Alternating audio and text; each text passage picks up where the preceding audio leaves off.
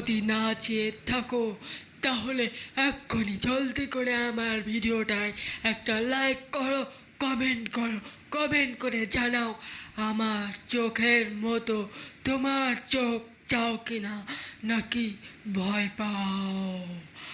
ভয় যদি পাও তাহলে বলে যাও, তাহলে না হলে তোমার চোখও আমার চোখের মতো উল্টে যাবে। খুদা হাফেজ।